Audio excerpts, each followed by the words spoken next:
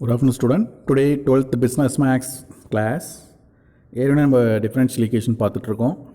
இப்போ ரிவ்யூ பார்த்தீங்கன்னா லாஸ்ட்டாக என்னென்ன பார்த்துருக்கோம் அப்படின்றத பார்க்க போகிறோம். லாஸ்ட்டாக என்னென்ன பார்த்துருக்கோன்னா ஆர்டர் ஆஃப் டிஃப்ரென்ஷியல் ஈக்குவேஷன். ஒரு டிஃப்ரென்ஷியல் ஈக்குவேஷன் கொடுத்துருவாங்க, அதனுடைய ஆர்டர் கண்டுபிடிக்கணும். Suppose dy/dx plus xy(x) = 5. இப்படி ஒரு டிஃப்ரென்ஷியல் ஈக்குவேஷன் dy/dx இருந்தாவே டிஃப்ரென்ஷியல் ஈக்குவேஷன் தான். இதனுடைய ஆர்டர் அப்படின்னு சொன்னால் ஒரு தடவை டிஃப்ரென்ஷியேட் பண்ணியிருக்காங்க. சப்போஸ் d²/dx² இருந்துச்சுன்னா 2 தடவை டிஃப்ரென்ஷியேட் பண்ணியிருக்காங்கன்னு அர்த்தம்.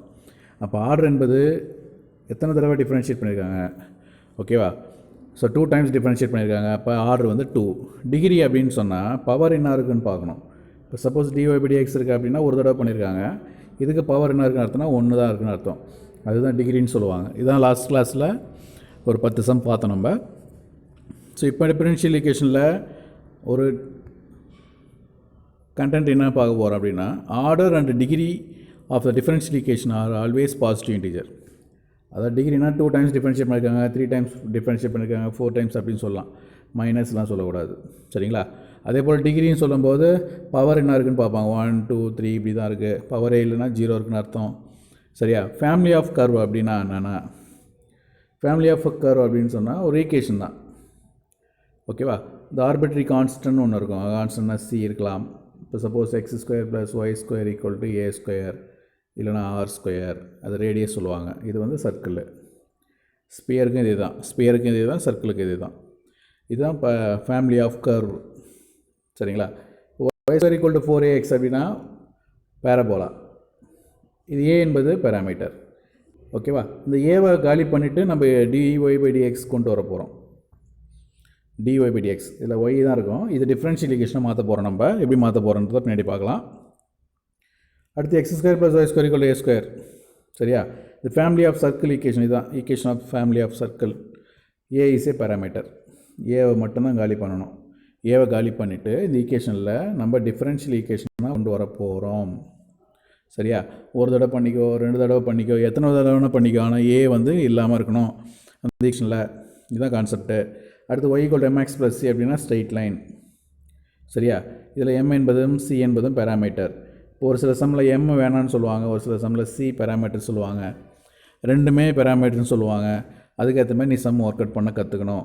சப்போஸ் c பேராமீட்டர்னால் c மட்டும் இருக்கக்கூடாது, m பேராமீட்டர்னால் m மட்டும் இருக்கக்கூடாது. சியும் m பேராமீட்டர்னு சொல்லிட்டாங்கன்னா கொஷினில் m c இல்லாத ஒரு டிஃப்ரென்ஷியல் ஈக்குவேஷனை நீ உருவாக்கணும். இதுதான் ஒர்க்கு. பார்ப்போம். இப்போ ஃபஸ்ட் சம் பாருங்கள், அதே கான்செப்ட் தான். y = mx + c, find the differential equation. Differential equation எனக்கு வேணும் அப்படின்னு சொல்லிட்டாங்க.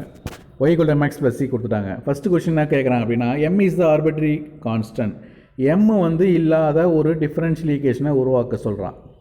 சியை பற்றி கவலைப்படாத, m மட்டும் இருக்கக்கூடாது.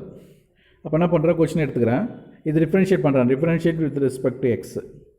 அப்போ y பண்ண என்ன வரும், dy/dx. mx பண்ணால் m வரும், ப்ளஸ் c பண்ணால் கான்ஸ்டன்ட் 0 ஆகிடும். அப்போ 0 வேணாம், விட்டுரு. அப்போ dy/dx = என்ன வருது, m. உனக்கு நான் சொன்னேன் சியை பற்றி கவலைப்படாத அப்படின்னு சொல்கிறேன். அப்போ m தூக்கிட்டு என்ன போடலாம் அப்படின்னா dy/dx. அப்போ இதில் போய் போடுறேன் 1ல் y = m தூக்கிட்டு என்ன போட போகிறோம், dy/dx x ப்ளஸ் c. இதான் differential equation. m is ஆர்பிட்ரி constant. m இல்லை பாருங்கள், இதில் m இல்லை, dy/dx இருக்கா? அப்போ டிஃப்ரென்ஷியல் ஈக்குவேஷன் இது. ஃபஸ்ட்டே பார்த்தீங்கன்னா உனக்கு புரியும். dy/dx = mன்னு வச்சு m கொண்டு போயிட்டு அந்த சப்ஸ்டிட்யூட் 2 in 1 போட்டாங்க. இதெல்லாம் எழுத வேணாம், நீங்கள் இதை என்ட்ரி பண்ணுங்கள், அவ்வளோதான். எல்லாத்தையும் ஒன் சைடே கொண்டு வந்து எழுதுங்க. இந்த y அந்த கொண்டு போங்க, -5 ஆகிடும், = 0. Required differential equation first order. அப்போ ஆர்டர் என்ன வரும், 1 டைம் டிஃப்ரென்ஷியேட் பண்ணியிருக்காங்க, ஃபஸ்ட் ஆர்டர். ஸோ இதேமாதிரி சம்ஸ் தான் எல்லாமே பார்க்க போகிறோம். அடுத்த கொஷின் அதே சம்மில் ரெண்டாவது கொஷின் என்ன சொல்கிறான், சி வந்து ஆர்பிட்ரி கான்ஸ்டன்ட் சொல்லிட்டான். அப்போ சி இல்லாத ஒரு ஈக்குவேஷனை ரெடி பண்ணணும். சி இல்லாமல் எழுதணும் அப்படின்னு சொன்னால் இதான் ஈக்குவேஷனை கொடுத்துருக்காங்க போல். y = mx + c, இது டிஃப்ரென்ஷியேட் பண்ணுற dy/dx. இது mx பண்ண என்ன வரும், m வரும், c பண்ணால் 0 ஆகிடும். அப்போ சி தான் தூக்கணும்னு சொல்லிட்டான். அப்போ சி காணாமல் போயிடுச்சு, அவ்வளோதான், முடிஞ்சிச்சு சம். அப்போ இது வந்து டிஃப்ரென்ஷியல் ஈக்குவேஷன் தானே, dy/dx இருக்கா? ஓகே, அவ்வளோதான். ஸோ ரெக்வயர்ட் டிஃப்ரென்ஷியல் ஈக்குவேஷன் முடிஞ்சிச்சு. ஸோ டிஃப்ரென்ஷியல் பண்ணியிருக்கணும், நான் சொன்ன ஆர்பிட்ரி கான்ஸ்டன்ட் இல்லாமல் இருக்கணும். 2 கான்செப்ட் தான் இங்கே. அடுத்தது both M and C ஆர்பிட்ரி constant சொல்கிறான். அப்போ எம் இருக்கக்கூடாது, சி இருக்கக்கூடாது. அப்போ என்ன பண்ணுறான், ஈக்குவேஷன் கொடுத்துட்டான், அது டிஃபரன்ஷியேட் பண்ணுறான். One time d by dx equal to m x பண்ண என்ன வரும், எம் வரும், சி பண்ண என்ன வரும், 0 வரும். இப்போ இதில் எம் இருக்குது. அப்போ எம் இல்லாத டிஃபரன்ஷியல் ஈக்குவேஷன் வேணும் அப்படின்னு சொன்னால் எம் திருப்பி டிஃபரன்ஷியேட் பண்ணுறேன். ஒன் டைம் டிஓபிடிஎக்ஸ் பண்ண என்ன வரும், d square x by d square y by dx square. M பண்ண ஆகிடும் 0. அப்போ டிஃபரன்ஷியல் ஈக்குவேஷன் வந்துச்சு. அப்போ இதில் எம் இல்லை, சி இல்லை, இதுதான் அந்த டிஃபரன்ஷியல் ஈக்குவேஷன். சரியா? ஸோ எது சொல்கிறானோ அதுக்கேற்ற மாதிரி சம்மை மாற்றிட்டே போகணும், ஒரே மாதிரி ஒர்க் அவுட் பண்ணக்கூடாது. இப்போ இந்த கொஷின் பாருங்கள், y equal to c x plus c minus c கியூப்னு கொடுத்துருக்காங்க. சரியா? அப்போ இதில் பார்த்தீங்கன்னா சி தான் வந்து ஆர்பிட்ரி கான்ஸ்டன்ட். ஒரு சில சம்மில் சொல்லுவான், ஒரு சில சம்மில் சொல்ல மாட்டான். அப்போ உனக்கு தெரியும் ஒய்யும் எக்ஸும் ஓகே ஆர்பிட்ரி கான்ஸ்டன்ட் கிடையாது, அது வேரியபிள். அதனால் நீங்கள் கான்ஸ்டன்ட் கொடுக்கக்கூடாது. அப்போ சி தான் கான்ஸ்டன்ட் அப்படின்னு முடிவு பண்ணிவிட்டு ஒர்க் அவுட் பண்ணணும். அப்போ சியை காலி பண்ணணும். எப்படி காலி பண்ணுறது, டிஃபரன்ஷியேட் பண்ணுறேன். டிஓபிடிஎக்ஸ் சிஎக்ஸ் பண்ணால் சி இன்ட்டு 1, சி பண்ணால் 0, சி கியூப் பண்ணாலும் 0 தான். ஏன்னா இது கான்ஸ்டன்ட், டிஃபரன்ஷியேட் பண்ணால் 0 வரும். அப்போ டிஓபிடிஎக்ஸ் ஈக்குவல் டு நான் வருது சி. அப்போ சியை தூக்கிட்டு இது போடு, முடிஞ்சு போச்சு. ஃபஸ்ட் ஈக்குவேஷனில் சியை தூக்கிட்டு டிஓபிடிஎக்ஸ் போடு. அப்போ ஒய் ஈக்குவல் டு சியை தூக்கிட்டு என்ன பண்ணணும், டிஓபிடிஎக்ஸ், சி எடுத்துகிட்டு டிஓபிடிஎக்ஸ், சி எடுத்துகிட்டு டிஓபிடிஎக்ஸ் ஹோல் கியூப். சரிங்களா?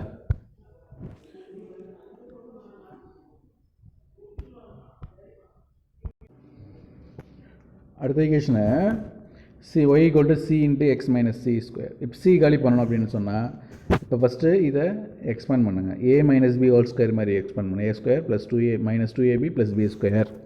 அடுத்து differentiate with respect to x, இதை பண்ணால் என்ன வரும், ஒய். ஓகேவா? Differentiate with respect to x. அப்போ என்ன பண்ணலாம், அதை